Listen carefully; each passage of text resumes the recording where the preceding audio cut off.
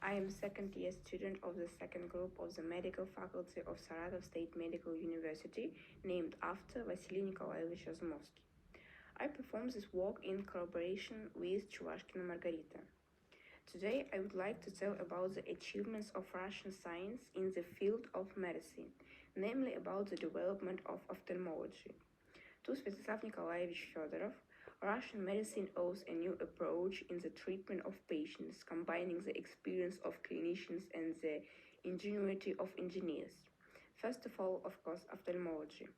High energy potential, innovative, bold, and original solutions and ideas allowed him to work in almost all areas and fields of ophthalmology. Mr. Fedorov was the first ophthalmologist who introduced artificial lens implantation in our country.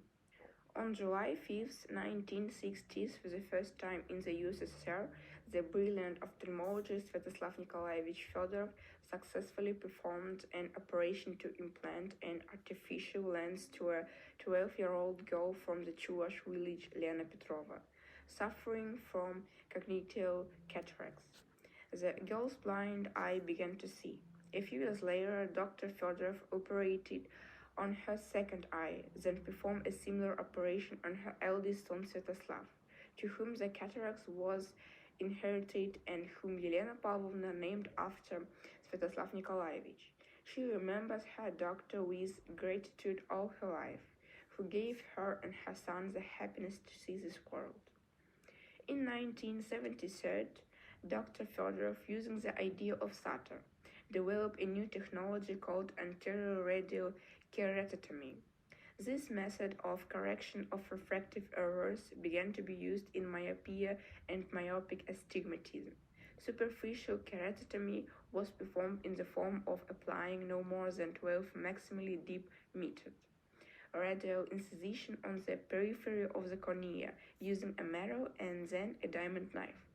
The uniqueness of this method was that the authors developed a special computer program that made it possible to accurately calculate the number and depth of incision and predict the results of the operation, minimizing the risk of complications and errors.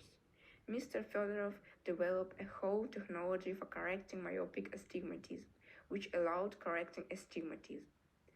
In 1971, the Department of Laser Surgery was established at the Institute he led, and again a breakthrough in refractive surgery, a method of laser infrared keratoplasty for hypermetropia and excimer laser keratectomy for myopia and a domestic laser installation profile has been developed.